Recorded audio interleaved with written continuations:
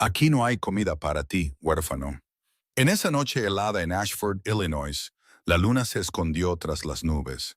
Era como si no quisiera ser testigo de lo que ocurría abajo. Un niño de 9 años estaba sentado fuera de la puerta de la casa que hasta ayer había sido suya. Se abrazaba las rodillas con fuerza. Intentaba convertir su pequeño cuerpo en un solo nudo de calor. El frío se colaba por todas partes, a través de los agujeros de su delgada camisa, desde la tierra helada bajo él, y por el viento que no conocía la piedad. Pero más cruel que el frío eran los sonidos que se filtraban por la puerta a su espalda.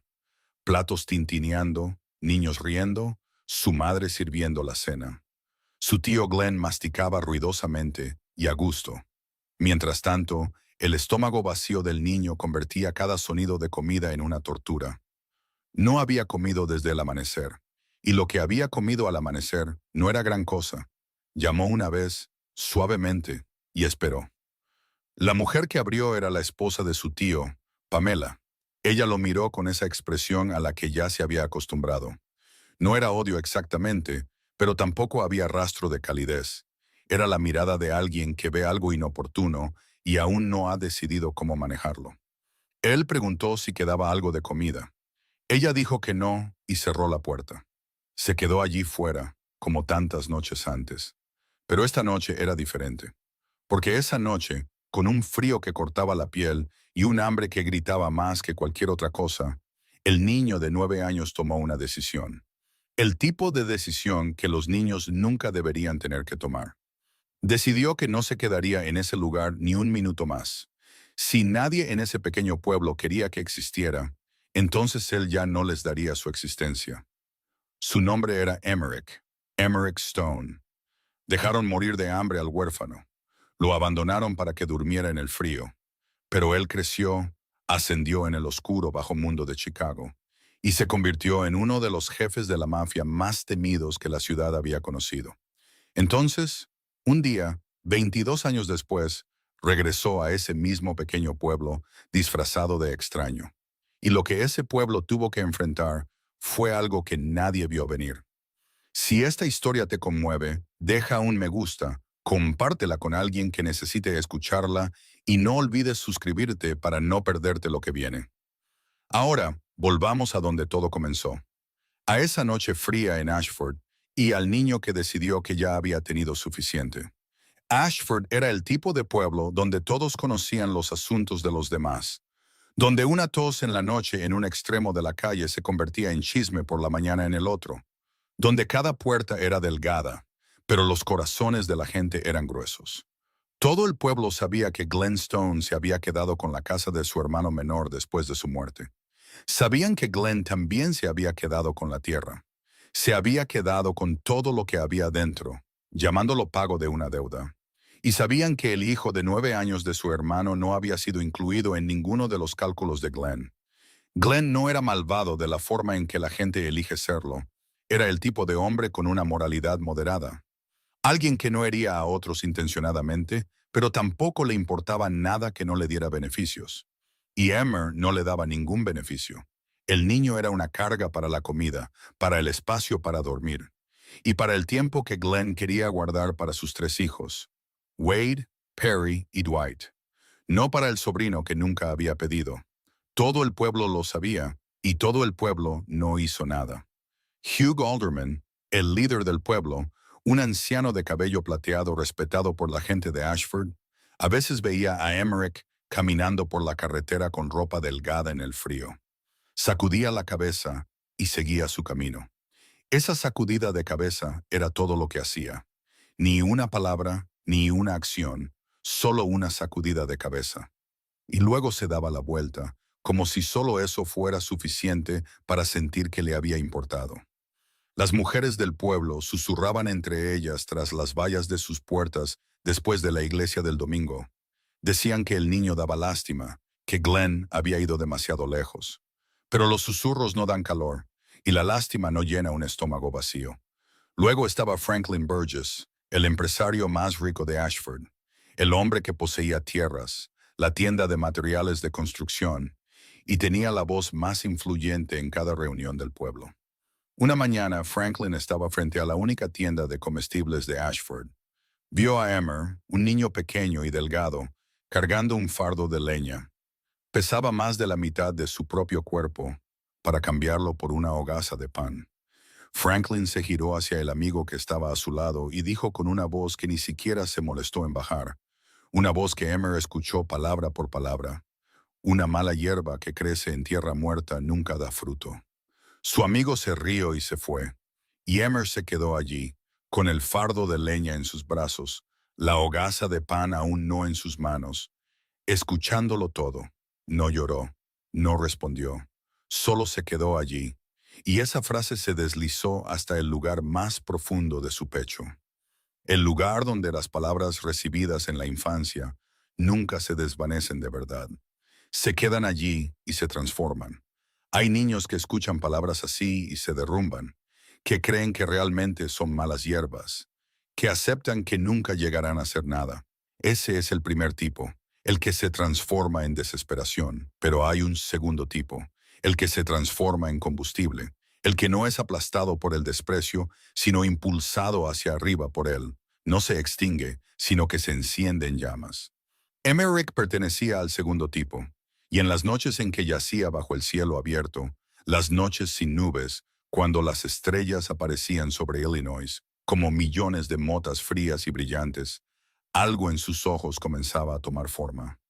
No eran los ojos de un niño perdido, ni los de alguien abandonado, esperando que alguien viniera a salvarlo. Eran los ojos de alguien que contaba, que se preparaba, aunque ni él mismo sabía para qué se estaba preparando. Solo sabía que cada noche fría que pasaba no lo debilitaba, lo hacía más duro. Pero en ese pueblo donde a nadie le importaba mirar a Emmerich una segunda vez, hubo un hombre que sí lo hizo. Su nombre era Sawyer Briggs, un ex-marine de los Estados Unidos que había servido en la Guerra del Golfo. Volvió a casa con una herida en la pierna derecha que nunca sanó del todo. Regresó a Ashford cuando el ejército ya no tenía lugar para un soldado que no podía correr, y vivía solo en una pequeña casa a las afueras del pueblo. Tenía un pequeño taller de reparaciones donde arreglaba cortadoras de césped, bombas de agua, motosierras, cualquier cosa rota que la gente le trajera. El pueblo lo respetaba de la manera en que la gente respeta algo que no comprende del todo. Sabían que una vez fue un guerrero que había portado un arma en el desierto, pero ahora era un hombre cojo sentado en un garaje manchado de aceite. Reparaba cosas que cualquiera podría simplemente comprar nuevas, y no sabían dónde ubicarlo en el orden del pueblo. A Sawyer no le importaba. Vivía con el silencio de un hombre que había visto lo suficiente como para no necesitar que nadie lo entendiera. Pero Sawyer miraba a Emmer con otros ojos, no con la mirada compasiva que usaban las mujeres del pueblo al susurrar, y no con la mirada irritada que Glenn y Pamela ponían cada vez que lo veían. Sawyer miró y vio algo en los ojos del niño que reconoció. No porque sus circunstancias fueran las mismas, sino porque su naturaleza era como un fuego ardiendo bajo por dentro. Nunca se anunciaba, nunca gritaba, nunca pedía ser visto. Pero ese fuego es siempre el mismo, y cualquiera que haya llevado ese fuego dentro de sí mismo podría reconocerlo en otra persona. Entonces, una tarde, Sawyer vio a Emmer sentado en una gran roca a las afueras del pueblo, justo donde terminaba el camino de tierra y el campo se extendía hasta el horizonte. El niño estaba sentado allí solo. No lloraba, no jugaba, solo estaba sentado mirando a lo lejos. Sawyer se acercó, cojeando por el camino de tierra, y se sentó junto al niño sin decir nada. Los dos se quedaron en silencio durante un buen rato, el tipo de silencio que no necesita ser roto. Entonces Sawyer preguntó con voz serena: ¿Qué estás mirando? Emmer no giró la cabeza. Dijo: la lejanía. Sawyer preguntó: ¿por qué miras tan lejos? Y Emmerich respondió con la honestidad de un niño que aún no sabía fingir: porque lo que está cerca no me quiere. Sawyer se quedó en silencio. No el silencio de un hombre que no sabe qué decir, sino el de un hombre que está decidiendo algo. Luego dijo: ven a mi casa mañana por la mañana. Y desde esa mañana, todo cambió. Sawyer le enseñó a Emmer, No como enseña la escuela, sino como un soldado le enseña a otro soldado. Le enseñó a leer y a escribir, porque al niño apenas le habían permitido una educación adecuada. Le enseñó aritmética, pero más que nada, le enseñó disciplina, le enseñó paciencia. Le enseñó a pensar antes de abrir la boca y a abrirla cuando algo necesitaba ser dicho. Le enseñó sobre el cuerpo, cómo entrenarlo cada día con ejercicios simples pero constantes, cómo controlarlo con la voluntad en lugar de dejar que te controle. Y Emmerich aprendió. Aprendió con el hambre de alguien que sabía que lo que le estaban dando era lo único en este mundo que nadie podría arrebatarle de las manos. La gente podía quitarle su casa, su comida, su lugar para dormir, pero nadie podía quitarle lo que ya había entrado en su mente. Glenn no se opuso a que Emmer desapareciera todo el día en casa de Sawyer, porque la ausencia del niño lo hacía sentir más cómodo. Le dijo a Pamela, déjalo en paz, es una boca menos que alimentar. Y Pamela no dijo nada, porque nunca había tenido una opinión sobre nada que no afectara directamente a sus 3 hijos biológicos. Los hijos de Glenn, Wade, Perry y Dwight, todavía se burlaban de Emmerich cada vez que se lo cruzaban en el camino. Todavía lo llamaban con los apodos que los niños aprenden de la forma en que sus padres tratan a alguien, sin darse cuenta de que están aprendiendo. Emmer lo escuchaba todo y seguía caminando, porque Sawyer le había enseñado algo que muchas personas adultas nunca aprenden en la vida, que reaccionar a pequeñas provocaciones es un desperdicio de energía en cosas que no construyen nada, que un hombre verdaderamente fuerte no es el que devuelve cada golpe, sino el que sabe qué golpe vale la pena dar. Y a medida que pasaban los años en esa casita a las afueras del pueblo, el cuerpo delgado del niño que una vez cargó leña a cambio de pan se convirtió lentamente en otra cosa. Más duro, más fuerte, moldeado por los ejercicios matutinos que nunca abandonó. Y la mente que ya sabía escuchar se volvió aguda, rápida y exacta, como una cuchilla afilada cada día por el conocimiento y la disciplina que Sawyer puso en sus manos. Luego llegó una tarde cuando Emmerich tenía 16 años. Sawyer estaba sentado en la vieja silla del porche y lo llamó. Ya estaba oscuro, los insectos cantaban más allá de la valla, y Sawyer lo miró con una expresión que Emmer nunca había visto antes. La mirada de un hombre a punto de decir algo que había estado pensando durante mucho tiempo. Dijo lentamente, te he dado todo lo que tengo, y ahora lo que tengo es menos de lo que necesitas. Emmerich no dijo nada. Sawyer continuó. En Chicago, una gran ciudad, hay oportunidades para los que valen, no solo para los que tienen contactos. Luego miró directamente a los ojos del muchacho y dijo, y tú, Emmerich, tú vales. Había algo en esas palabras que sonaba a despedida, no el tipo de despedida que se dice claramente, sino la que vive dentro de una voz, en la forma en que hacía pausas entre las palabras, en la forma en que no apartaba la mirada, sino que lo miraba fijamente, como si quisiera grabar el rostro del muchacho en su memoria. Emmerich preguntó, ¿y si me voy? Sawyer no dudó. Cuando vuelvas, y volverás, vuelve con la cabeza bien alta. No dijo sí, dijo cuándo, como si regresar no fuera una posibilidad, sino una certeza. Y Emmer escuchó esa diferencia. Esa noche, se acostó en la pequeña habitación de la casa de Sawyer por última vez y no pudo dormir. No porque tuviera miedo, sino por la extraña sensación de estar en un umbral, con algo más allá que nunca antes había visto. Y a la mañana siguiente se fue. No se despidió de Glenn porque no había nada que decir. No se despidió de Pamela porque ella no notaría su ausencia hasta que alguien la mencionara. No se despidió de Wade, Perry o Dwight porque solo se habrían reído. Solo se detuvo frente a la casa de Sawyer. El anciano de la pierna mala estaba en la puerta del porche, con una mano en el marco, y lo miró. Emmerich le devolvió la mirada. Ninguno de los dos dijo una palabra. No malgastaron el lenguaje en cosas que el lenguaje no podía contener. Simplemente se miraron. Y dentro de esa mirada estaba todo. 7 años de enseñanza.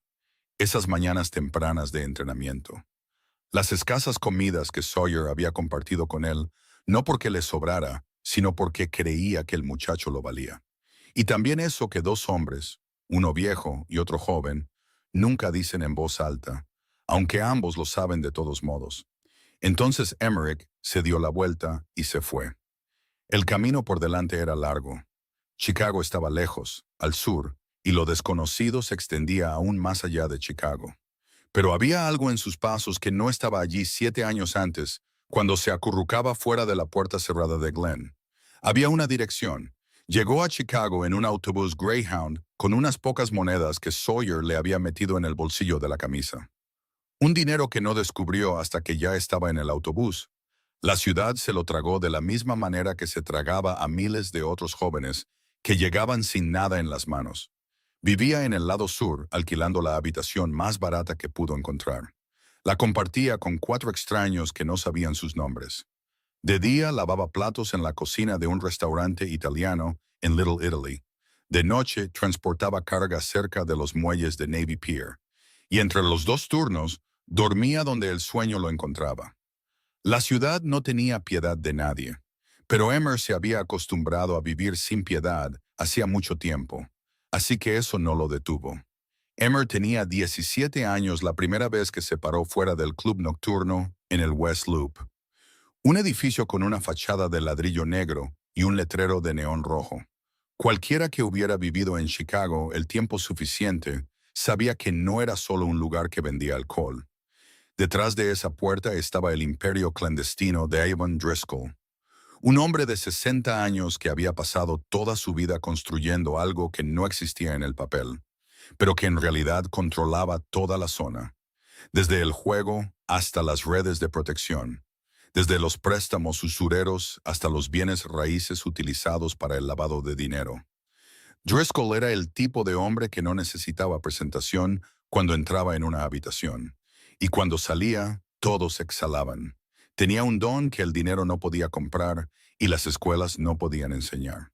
La habilidad de leer a las personas con una sola mirada, de distinguir entre alguien que llevaba algo real por dentro y alguien que no tenía más que apariencia. Y esa noche, cuando Driscoll salió por la puerta trasera y vio al flaco de 17 años parado allí con ropa de trabajo del muelle, todavía con olor a pescado, se detuvo. No porque hubiera algo notable en la apariencia del muchacho, sino por sus ojos. Ojos que no bajaban la mirada, no la esquivaban, no suplicaban. Solo miraban al frente con algo detrás que Driscoll había visto en suficientes personas como para saber que era raro. Preguntó, ¿de dónde eres? Emmer dijo, de un pequeño pueblo al norte. Volvió a preguntar, ¿por qué viniste aquí? Y esta era la pregunta que muchos hombres respondían con cosas que sonaban bien, pero estaban vacías, con una ambición envuelta pulcramente en palabras que no contenían nada. Pero Emmer dijo algo más. Dijo, porque este lugar acoge a los que valen, no a los que tienen contactos. En esa respuesta había un eco de Sawyer Briggs, de las palabras que el anciano cojo le había dicho en el porche antes de irse de Ashford. Pero también había algo más, algo que no era de Sawyer, algo que pertenecía a Emmer, algo de un hombre que sabía dónde estaba parado y por qué estaba parado allí. Driscoll lo miró por segunda vez. Una segunda mirada de Driscoll era algo que muy pocas personas recibían, porque la primera mirada le bastaba para descartar a la mayoría de los hombres. Luego dijo, empiezas desde mañana, sin explicaciones, sin promesas, solo 3 palabras. Y Emmer entendió que esas 3 palabras eran una puerta. A diferencia de todas las puertas que le habían cerrado en la cara en Ashford, esta se abrió y él la cruzó. Emmerich empezó desde abajo, vigilando la puerta del club nocturno, de pie afuera en Chicago, bajo la lluvia, la nieve y el viento, sin que se le permitiera entrar. Luego cobrando dinero de protección a las pequeñas tiendas del distrito, llamando a una puerta tras otra, mirando los rostros asustados, enojados o resignados de los dueños de las tiendas cuando llegaba. Después ascendió a dirigir una sala de juego clandestina en el sótano de un almacén abandonado en Pilsen. Allí, el dinero cambiaba de manos en silencio y ninguna transacción venía con un recibo. Luego, manejando negociaciones de territorio con bandas rivales, reuniones en estacionamientos oscuros, en las trastiendas de restaurantes, en lugares donde una palabra equivocada podía terminar con una bala. Y cada vez que surgía un conflicto, Emer lo resolvía con lo que la gente más tarde llamó crueldad controlada. Lo suficiente para asustar al otro lado, lo suficiente para que el mensaje quedara claro, pero nunca lo suficiente para desencadenar una guerra total, porque la guerra total es lo que los tontos comienzan y los sabios evitan. Emmerich era sabio, y esa crueldad no era algo con lo que hubiera nacido. No estaba en su sangre desde el principio. Fue forjada, moldeada y templada por las noches que durmió en el suelo frío de Ashford, por las puertas cerradas en su cara, por la voz de Franklin Burgess diciendo que nunca llegaría a hacer nada, por las risas de Wade, Perry y Dwight en la calle. Ninguna de esas cosas lo convirtió en un hombre cruel. Lo convirtieron en un hombre que entendía que este mundo no es amable con nadie, y que cualquiera que quiera estar en la cima debe aceptar que a veces tiene que hacer que otros se sienten. Había algo en Emmer que Driscoll reconoció muy pronto y que más tarde todos los demás también reconocieron. Aprendía rápido, pero revelaba lentamente. Sonaba contradictorio, pero era exacto. Dominaba todo a una velocidad que pocos en la organización podían igualar, pero nunca se apresuraba a mostrarlo. Dominaba algo por completo, lo tenía tan firmemente en sus manos que podía hacerlo con los ojos cerrados, y solo entonces dejaba que otras personas lo vieran. En un mundo donde la mayoría de los jóvenes querían atención antes que habilidad, reconocimiento antes que valía. Ese rasgo distinguía a Emmer de todos ellos. Hacía que cualquiera que lo observara con atención se diera cuenta de que había algo más profundo bajo la superficie. Algo que no se podía fingir. Verdadera maestría. Driscoll lo vio primero. Empezó a darle a Emmer tareas que otros hombres tenían que esperar 10 años siquiera para tocar. No por favoritismo, sino porque la habilidad era demasiado obvia para negarla. Luego, los demás en la organización también lo vieron. Los veteranos que habían pasado 20 o 30 años en el bajo mundo de Chicago comenzaron a escuchar cuando el chico del pueblo pequeño abría la boca, porque cada vez que hablaba, lo que decía tenía peso. En las purgas, cuando la organización había sido traicionada desde dentro. En negociaciones peligrosas con bandas rivales, donde una frase equivocada podía terminar en sangre. Emmerich siempre era el que tomaba las decisiones más rápido en momentos en que el tiempo no permitía pensar despacio. Pensaba rápido, el tipo de rapidez que proviene de alguien que aprendió muy pronto que la vacilación tiene un precio, y ese precio suele ser algo que no quieres pagar. Y a lo largo de los años de subir peldaño a peldaño dentro del imperio de Driscoll, hubo dos hombres que se volvieron más cercanos a Emmer que nadie. El primero fue Marshall Voss, un hombre 7 años mayor que Emmer, de complexión grande, silencioso, frío como el acero. Había estado con él desde los primeros días, cuando ambos todavía vigilaban la puerta del club nocturno en la nieve. Voss no era el tipo de hombre que se mantenía leal porque le pagaban. Se mantenía leal porque veía en Emmer algo que sabía que él mismo no tenía. La capacidad de ver más allá del siguiente paso, y eligió seguir eso.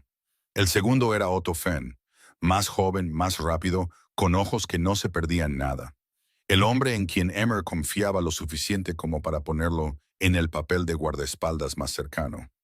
No porque Otto peleara mejor, sino porque Otto observaba mejor. 20 años después de la noche en que un flaco de 17 años se paró fuera del club de Driscoll con el olor del muelle todavía en su ropa. Emmer Stone, a los 38 años, era el jefe del sindicato Stone. No un jefe menor, no un hombre que gobernaba una esquina, sino el líder de un imperio clandestino que controlaba la mayor parte de Chicago. Desde bienes raíces comerciales en el Loop hasta puertos de carga en el lado sur. Desde una red financiera oculta que operaba a través de docenas de empresas fantasma, hasta relaciones discretas con políticos y policías que nunca aparecieron en una sola página. El nombre de Emmerich Stone se pronunciaba en cada reunión a puerta cerrada, con el tipo de voz que le decía a todos los demás que debían escuchar. La voz que la gente usa al hablar de algo respetado y temido a la vez.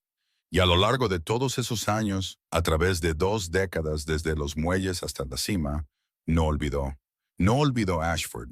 No olvidó la puerta cerrada en su cara en una noche fría. No olvidó la voz de Franklin Burgess diciendo que nunca llegaría a hacer nada. No olvidó las risas burlonas de Wade, Perry y Dwight en el camino de tierra. Y no olvidó la imagen del cojo Sawyer Briggs de pie en la puerta del porche la mañana en que se fue. Pero la memoria en Emmerich no era odio. No era algo ardiente y crudo que exigiera venganza. Era combustible. El combustible bajo y constante que había ardido dentro de él durante 20 años. Y lo había convertido exactamente en lo que era.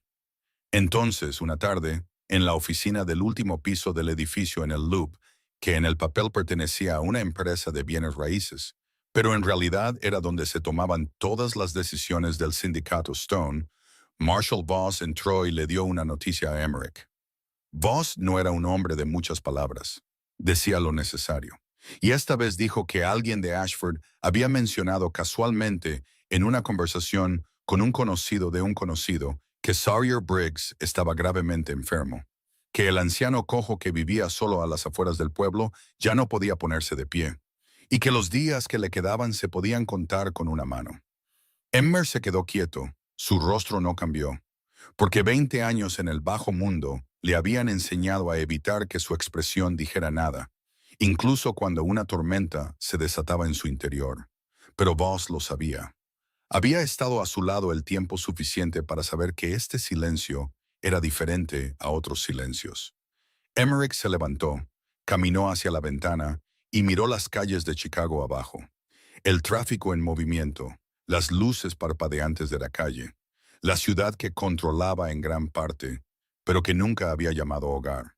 Luego dijo, prepara las cosas. Vuelvo a Ashford.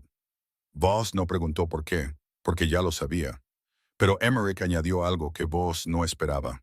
Dijo, vuelvo solo, sin convoy, sin guardaespaldas, nada. Iré disfrazado.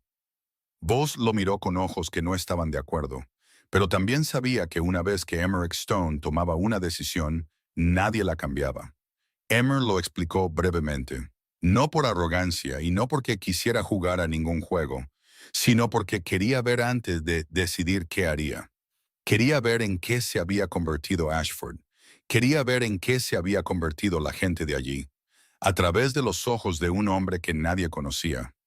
Se quitó el traje que costaba tanto como el ingreso de un año completo para una familia en Ashford.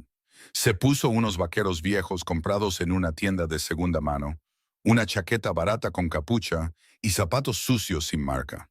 Voss y Otto Fenn lo seguirían en un coche separado, lo suficientemente lejos para que nadie los relacionara con él, pero lo suficientemente cerca para intervenir si algo sucedía. Emmer condujo una vieja camioneta Ford que había ordenado a alguien comprar en efectivo en un lote de autos usados en los suburbios, el tipo de camioneta que nadie mira 2 veces, y condujo hacia el norte, hacia Ashford, hacia el pueblo que no había pisado en 22 años. El camino de Chicago a Ashford era de unas 4 horas en coche. Pasaba por campos de maíz de Illinois que se extendían hasta el horizonte. Pasaba por pequeños pueblos cuyos nombres aparecían en las señales de tráfico y luego desaparecían. Cuando Ashford apareció a la vista, Emmer detuvo la camioneta en la cima de una colina y miró hacia abajo. El pueblo yacía allí, pequeño bajo la luz del atardecer, igual en algunos rincones y cambiado en otros. Se habían construido algunas casas nuevas. Algunas viejas se habían podrido más. Los árboles eran más grandes. La carretera principal había sido pavimentada de nuevo, pero seguía siendo estrecha. Y ese aire todavía estaba allí. Ese aire de un pueblo pequeño que vive en una aparente tranquilidad, donde bajo la calma vivía todo lo que nadie decía en voz alta, pero que todos sabían. Emmer bajó lentamente. Pasó por la única tienda de comestibles del pueblo, el lugar donde Franklin Burgess había estado más de 20 años antes y había pronunciado esa frase sobre las malas hierbas. Y en el porche de la tienda, en una silla de plástico blanca amarillenta por el tiempo, estaba sentado un hombre de mediana edad. Emmer lo reconoció de inmediato. Wade Stone, el hijo mayor de Glenn, el que siempre había liderado a los otros dos cuando se burlaban de Emmerich en el camino. Wade tenía ahora 42 años. Estaba más gordo, con el rostro más flácido, pero esa vieja mirada seguía allí. La mirada de un hombre que no había llegado a ninguna parte y no le preocupaba. Emmer detuvo la camioneta, bajó y fingió preguntar si esto era Ashford. Wade le echó un vistazo rápido, observó la ropa barata, la camioneta vieja. Luego respondió en el tono que la gente usa al hablar con alguien que no vale la pena recordar. Sí, así es. Luego apartó la vista, sin interés suficiente para preocuparse más, y Emmerich siguió caminando, con algo en los labios que no era exactamente una sonrisa, pero se le parecía. La expresión de un hombre que acababa de ver exactamente lo que esperaba ver. Emmerich caminó por las calles de Ashford con los pasos lentos de un hombre que relee un libro viejo. Un libro del que recuerda cada página, pero aún quiere ver si alguna de las palabras ha cambiado. La pobreza todavía se aferraba a ciertas casas como pintura descascarada que a nadie le importaba volver a cubrir. Techos de hojalata oxidados, vallas inclinadas, coches viejos aparcados sobre hierba muerta en los patios delanteros. La casa de Franklin Burgess seguía siendo la más grande del pueblo. Pintura blanca brillante, una nueva valla de madera, césped verde bien cortado y un reluciente todoterreno aparcado delante, como para recordar a todo el pueblo que su dueño seguía siendo rico y quería que todos lo supieran. Al pasar por el pequeño ayuntamiento, Emmer vio el letrero de madera con el nombre del líder del pueblo, un nombre que no reconoció. Hugh Alderman había muerto, y quien lo había reemplazado pertenecía a una generación posterior de la que no tenía memoria. Luego giró por el camino de tierra que llevaba a las afueras del pueblo. El mismo camino que sus pies de 10 años habían recorrido cada mañana más de 20 años antes para llegar a casa de Sawyer. El camino seguía allí, todavía de tierra, todavía estrecho. Solo los árboles a ambos lados habían crecido más altos. Y la casita de Sawyer también seguía allí, al final del camino, pegada a la última valla antes de que comenzaran los campos. Más pequeña que en su memoria, más vieja, el techo más hundido, pero seguía siendo la misma casa. La puerta principal estaba ligeramente abierta. Emmerich se detuvo un segundo en el escalón del porche, el mismo escalón donde Sawyer había estado viéndolo partir 22 años antes. Luego empujó la puerta y entró. La habitación estaba oscura y olía a medicina, a tela vieja. El olor de una habitación donde alguien había estado acostado demasiado tiempo. Sawyer yacía en una cama sencilla contra la pared, su cuerpo cubierto por una manta delgada. Y ese cuerpo, el que tiempo atrás todavía había sido lo suficientemente fuerte, incluso con una cojera, para que la gente se olvidara de la pierna mala, ahora estaba tan delgado que las líneas de los huesos se veían bajo la piel. Pero cuando Emmer entró y su sombra bloqueó la luz de la puerta, Sawyer abrió los ojos. Y esos ojos, los ojos que 22 años de enfermedad y soledad no habían cambiado, seguían siendo los ojos que sabían ver. Los ojos que una vez vieron el fuego en un niño de 9 años sentado en una roca a las afueras del pueblo. Sawyer miró a Emmer. No se sorprendió por mucho tiempo, como si hubiera estado esperando. No este día exacto, sino la existencia de este día, el día en que el niño volvería. Porque había dicho, cuando vuelvas, no si vuelves. Habló lentamente, con una voz que tenía que forzar cada palabra con un suspiro. Emmerich. No fue una pregunta, fue un reconocimiento. Emmerich se sentó junto a la cama, con más delicadeza de la que había tenido con nadie en 20 años. Porque en 20 años nunca había tenido que ser delicado con nadie. Tomó la mano de Sawyer, una mano fría, delgada y temblorosa.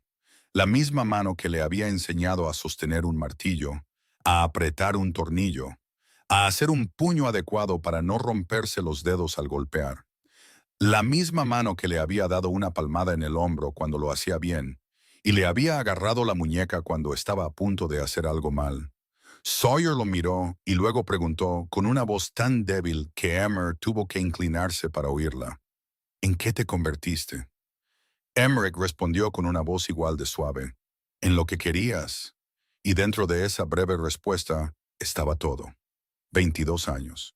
Los muelles y las salas de juego clandestinas y las negociaciones en la oscuridad. Sangre, dinero y poder. Pero también la roca a las afueras del pueblo y el cielo del atardecer y la voz del anciano diciendo, ven a mi casa mañana por la mañana. Esa noche Emmerich se quedó. Se sentó en la silla de madera junto a la cama y no fue a ninguna parte. Sawyer hablaba a intervalos, frases cortas, el cansancio cortando sus palabras, obligándolo a detenerse y respirar antes de continuar. Habló de Ashford, de los viejos tiempos, del invierno en que la nieve había subido medio metro, del perro que había tenido y que murió unos años antes, de las pequeñas cosas que la gente cercana al final suele recordar.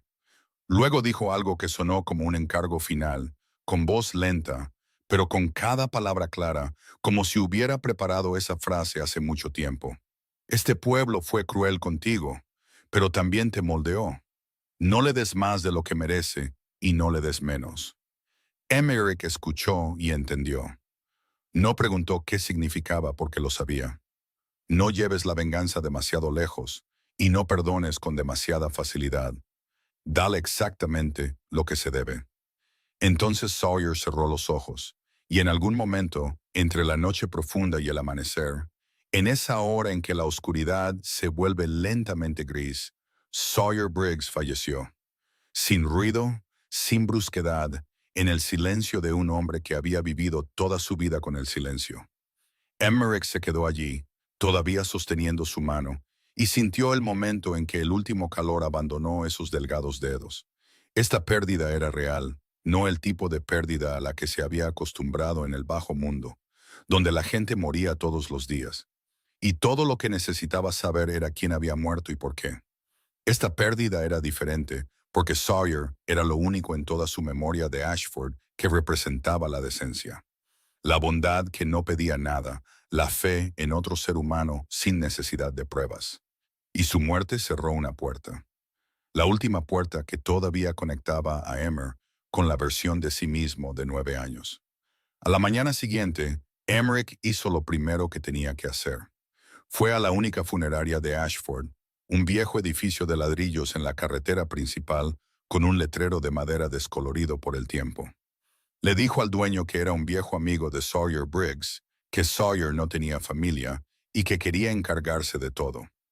El dueño de la funeraria miró la ropa barata de Emmerich con sospecha hasta que Emmer sacó un grueso fajo de billetes del bolsillo de su abrigo y lo puso sobre el escritorio sin contarlo. Dijo, hazlo bien por él, el mejor ataúd que tengas, una lápida de granito, y entiérralo en el cementerio del pueblo donde haya sombra de árboles. Cueste lo que cueste, aquí está el dinero. Si no es suficiente, dímelo. El dueño de la funeraria no hizo otra pregunta, porque el dinero sobre el escritorio era más que el de cualquier funeral que hubiera organizado en Ashford. Emmer se encargó de todo él mismo. Eligió el día del entierro, eligió la parcela, y durante todo el proceso nunca reveló quién era. Solo un viejo amigo sin nombre, sin antecedentes, pagando en efectivo y sin pedir recibo. El funeral de Sawyer Briggs fue sencillo y con poca asistencia. Unos pocos vecinos acudieron por deber, se quedaron un rato y luego se fueron. Nadie lloró mucho, nadie pronunció grandes palabras. Emmer se quedó atrás, con ropa vieja, la gorra baja, y vio cómo bajaban el ataúd a la tierra. No lloró porque no había llorado desde que tenía 9 años, pero dentro de su pecho había algo pesado, más pesado que cualquier purga que hubiera ordenado en Chicago, más pesado que cualquier pérdida en los últimos 20 años, porque este era el tipo de pérdida que no se podía reparar con dinero o poder. Luego llegó el tercer día y Emmerich comenzó lo que ya había planeado antes de salir de Chicago, la prueba. Se volvió a poner su ropa sencilla, con el aspecto de un hombre sin dinero, un vagabundo que busca un lugar para dormir por la noche. El tipo de hombre al que la gente en Estados Unidos mira solo a medias y juzga de inmediato. Caminó desde las afueras del pueblo y llamó a la primera puerta, la casa de Wade Stone. Glenn había muerto unos años antes, su corazón se detuvo en medio de la noche y Pamela lo siguió poco después. Sus 3 hijos se habían dividido la casa entre ellos. La misma casa que Glenn le había quitado al padre de Emmerich como pago de una deuda, y luego se la había quedado para siempre. Wade abrió la puerta. 42 años, vientre grueso, ojos apagados con la mirada de un hombre que bebía más cerveza que agua. Miró a Emmer de arriba abajo, los vaqueros rotos, la chaqueta descolorida, los zapatos sucios. Emmer dijo con voz normal, «Estoy de paso y necesito un lugar para quedarme una noche. ¿Tienes alguna habitación?» Wade lo miró una vez más y dijo secamente, «No hay sitio». Luego cerró la puerta. Emmerich se quedó frente a esa puerta cerrada y por un breve momento se vio a sí mismo con 9 años de nuevo, de pie ante la misma puerta de la casa que debería haber sido suya, escuchando la misma respuesta. La segunda casa era la de Bryce Kendall, un hombre de 50 años que Emmer recordaba claramente como uno de los que una vez vio a un niño durmiendo afuera y pasó de largo sin girar la cabeza. Bryce abrió la puerta y antes de que Emmer pudiera terminar su frase, Bryce ya había dicho que no había sitio. Luego añadió que había un motel en la autopista hacia el sur, a unas 2 horas en coche, y cerró la puerta. Ni un segundo de vacilación, ni un atisbo de reconsideración. Emmerich llamó a la tercera casa, una familia que recordaba vagamente de la infancia. La puerta se abrió, lo miraron, escucharon, negaron con la cabeza, la cerraron. La cuarta casa, lo mismo. La quinta casa, las mismas puertas cerrándose. Cada casa ofrecía una razón diferente. Uno dijo que la casa estaba demasiado llena. Otro dijo que su esposa no estaría de acuerdo. Uno ni siquiera se molestó en dar una razón y simplemente negó con la cabeza antes de cerrar la puerta de nuevo. Pero el tono era el mismo en todos ellos. El tono de gente que no está dispuesta a incomodarse con nada que no le reporte ninguna ventaja. El tono que Emmerich había escuchado desde que tenía 9 años. Y 22 años después, todavía no había cambiado. Y cada puerta cerrada añadía algo a su pecho. No era ira, era algo mucho más tranquilo que la ira. Era lo que un hombre siente cuando una verdad que ha conocido durante años se confirma una vez más frente a él. La verdad de que Ashford seguía siendo Ashford, que el pueblo que le había cerrado las puertas a un huérfano de 9 años todavía se las cerraba a un extraño de 38, que los corazones en este lugar no cambiaban con el tiempo, solo con una razón, y él estaba a punto de darles esa razón. Luego llegó la última casa, a las afueras del pueblo, en el lado opuesto a la casa de Sawyer, apartada a lo largo de un estrecho camino de tierra que una persona podría pasar sin darse cuenta. Allí había una casa aún más pequeña que la de Sawyer. La pintura blanca se había vuelto gris. El viejo techo de hojalata estaba desgastado pero no goteaba. Los escalones de madera del porche habían sido alisados por años de pisadas. Y en el porche estaba sentada una anciana en una mecedora. Estaba allí tejiendo, sus manos moviéndose rápidamente sin necesidad de mirar las agujas. Sus ojos se volvieron hacia el camino como si estuviera esperando a alguien, o a nadie en absoluto, y simplemente miraba porque se había acostumbrado a mirar. Emmerich se acercó al porche y dijo la misma frase que había dicho en cada puerta antes de esta. «Estoy de paso y necesito un lugar para quedarme por la noche. ¿Tiene alguna habitación?»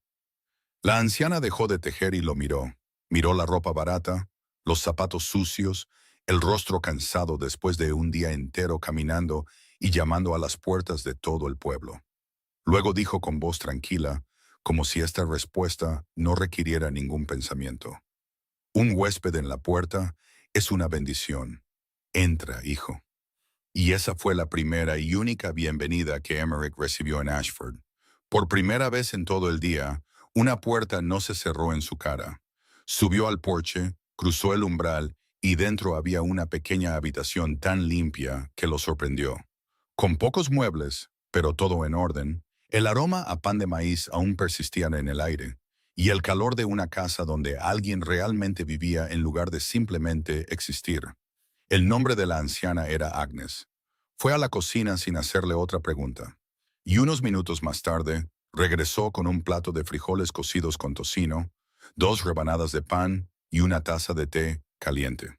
No era mucho, pero lo puso frente a él de la manera en que la gente pone la comida ante alguien a quien realmente quiere alimentar.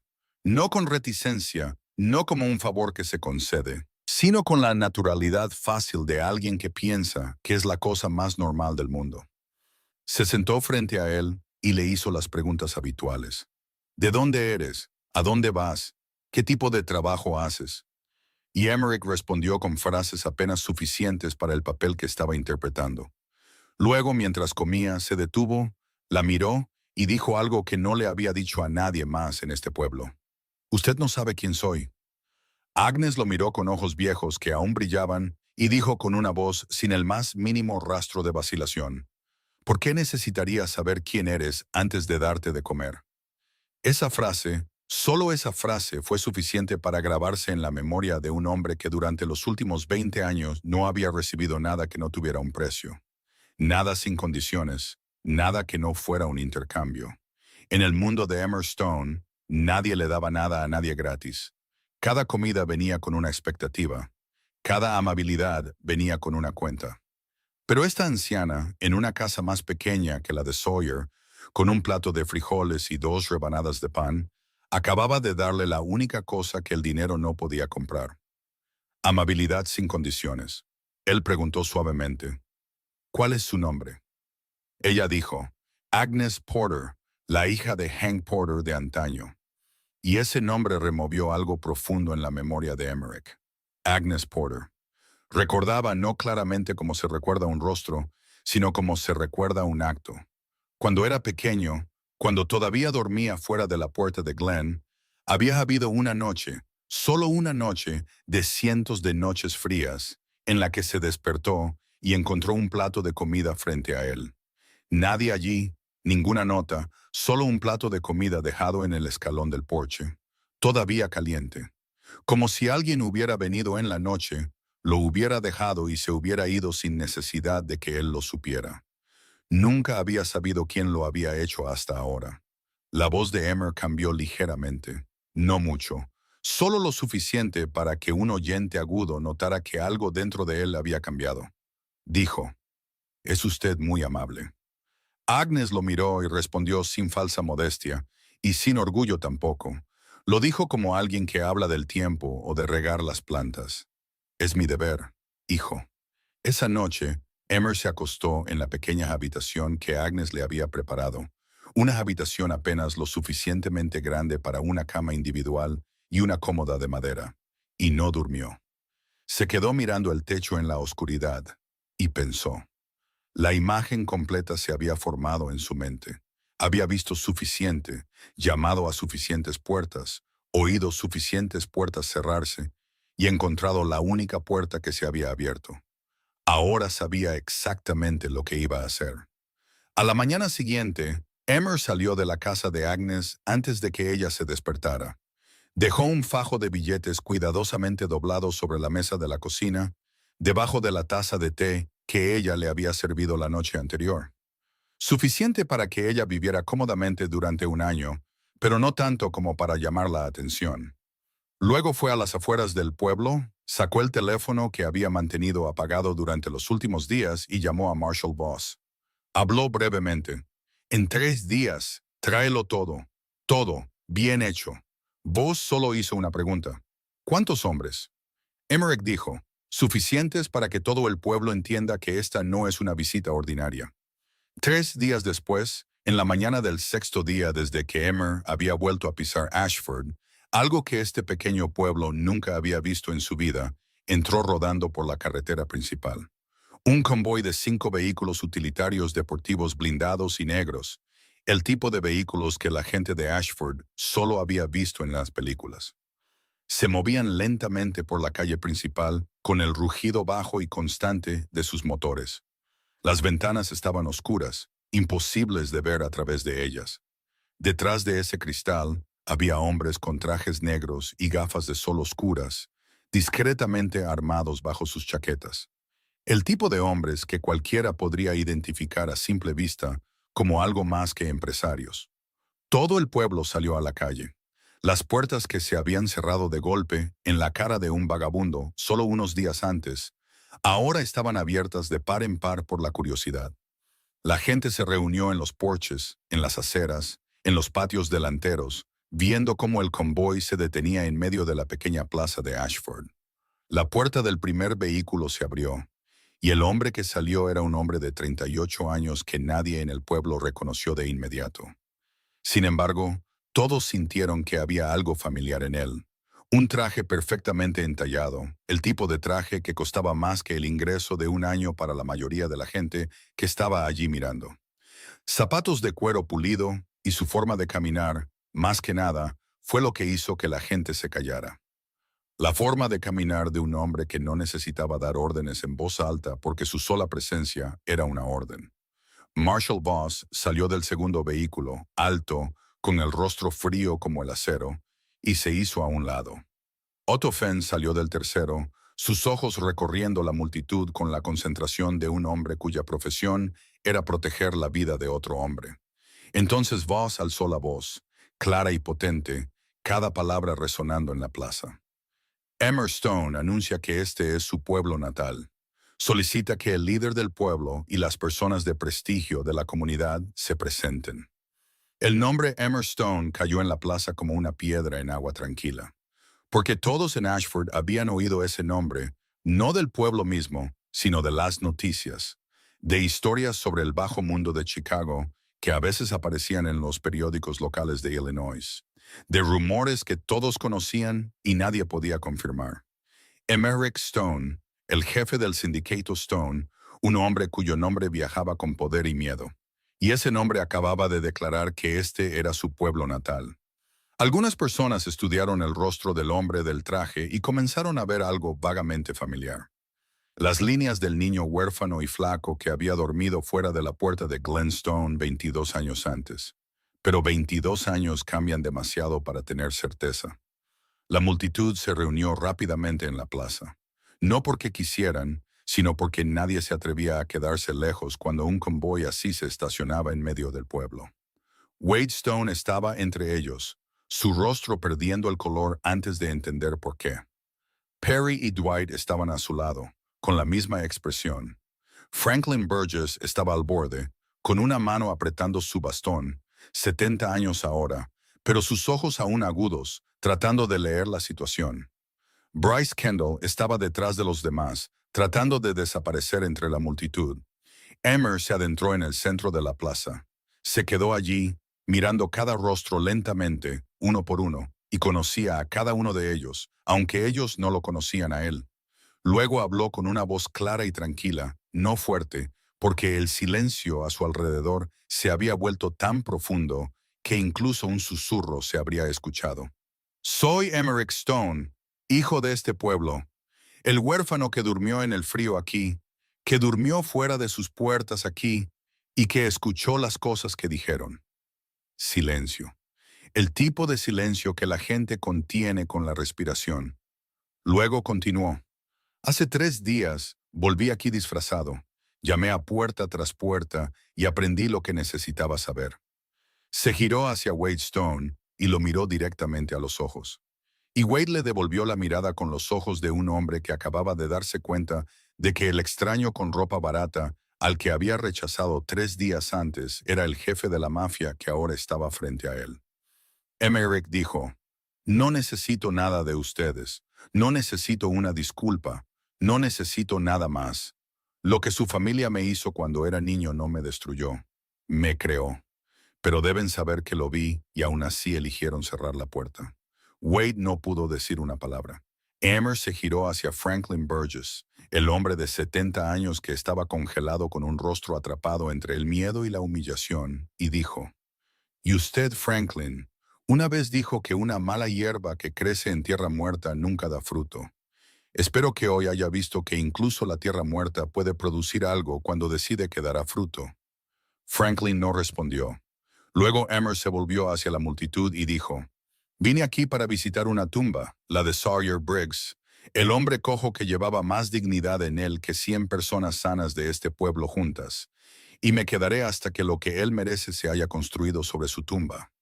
Luego pronunció sus últimas palabras con perfecta calma, sin un temblor, sin un aumento en su voz. Y este pueblo que me dejó dormir afuera verá que he financiado una clínica de salud comunitaria en el lado sur. Lo mismo de lo que todos ustedes se han quejado durante años que nunca tuvieron. No porque merezcan recibir algo de mí, sino porque hay niños aquí hoy que no tienen la culpa de lo que hicieron sus padres, y no les haré a ellos lo que ustedes me hicieron a mí. Esa última frase fue la más fuerte de todas, porque no era venganza, estaba por encima de la venganza.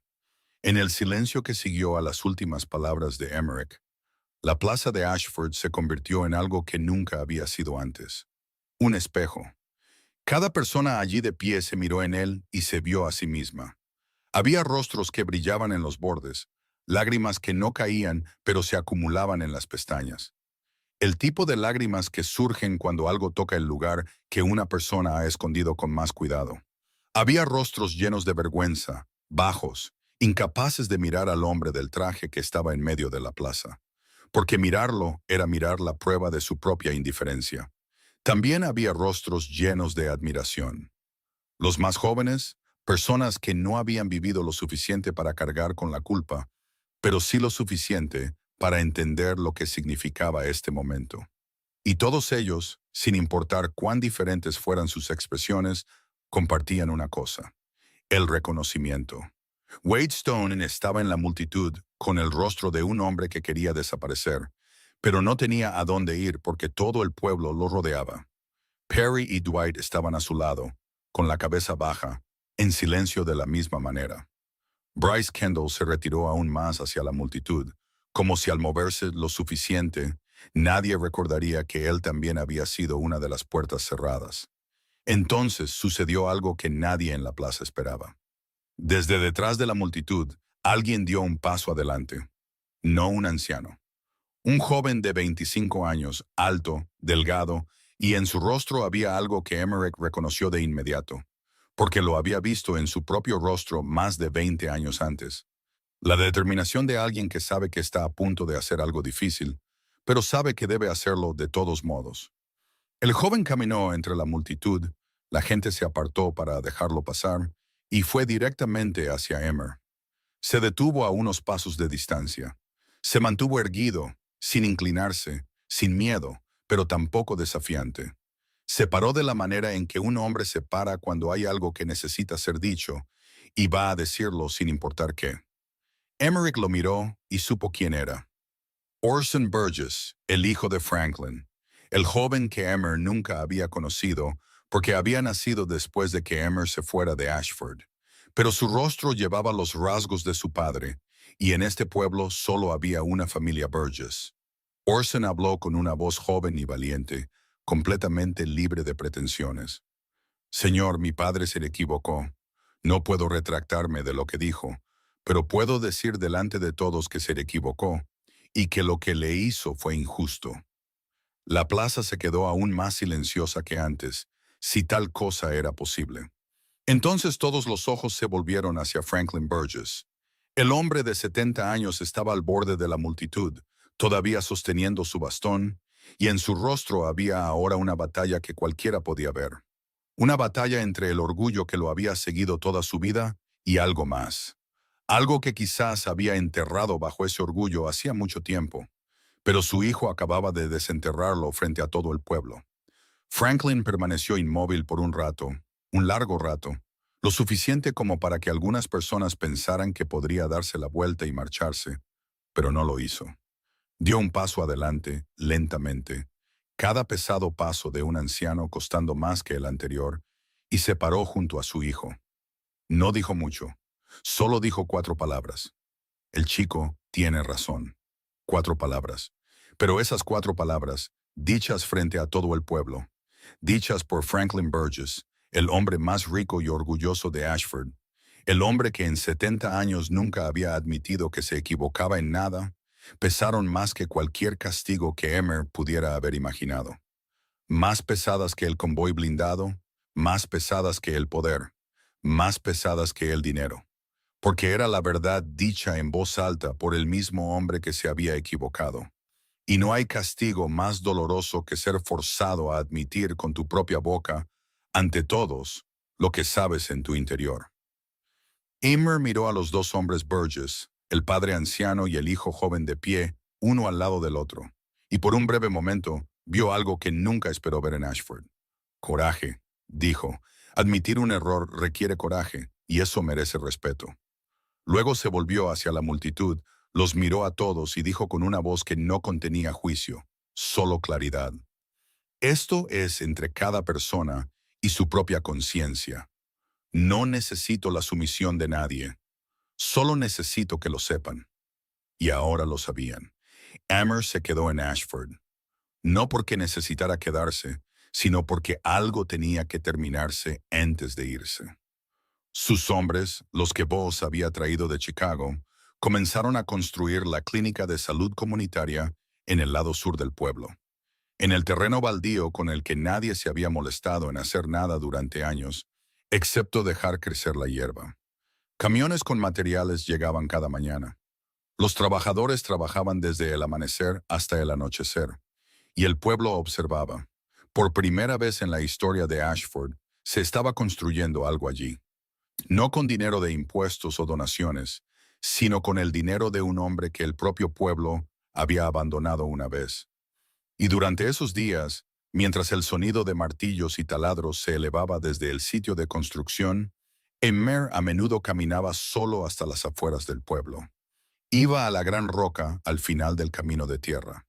La misma roca donde años antes un anciano cojo se había sentado junto a un niño huérfano y le había preguntado, ¿qué estás mirando? Amer se sentó en esa roca, la misma roca en el mismo lugar, y miró los campos que se extendían hasta el horizonte. Los campos eran los mismos. El horizonte todavía estaba lejos. Pero ya no era el niño que miraba a lo lejos porque lo que estaba cerca no lo quería. Era el hombre que había ido a ese lugar lejano y había regresado. Todos los días iba a la tumba de Sawyer.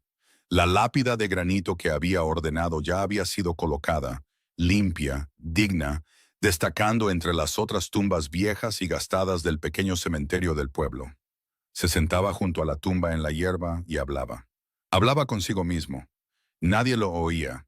Nadie sabía que el jefe del sindicato Stone, el hombre cuyo asentimiento podía hacer temblar a medio Chicago, se sentaba cada tarde en la hierba de un pequeño cementerio de Illinois, hablando con los muertos.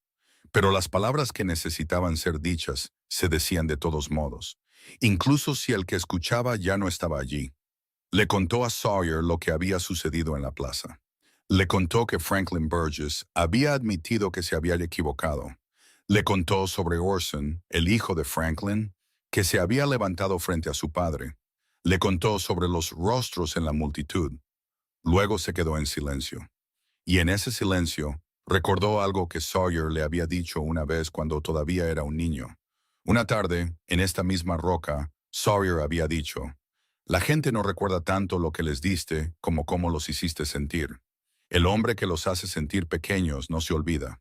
Y el hombre que los hace sentir que tienen dignidad tampoco se olvida, pero elige lo que quieres que recuerden de ti».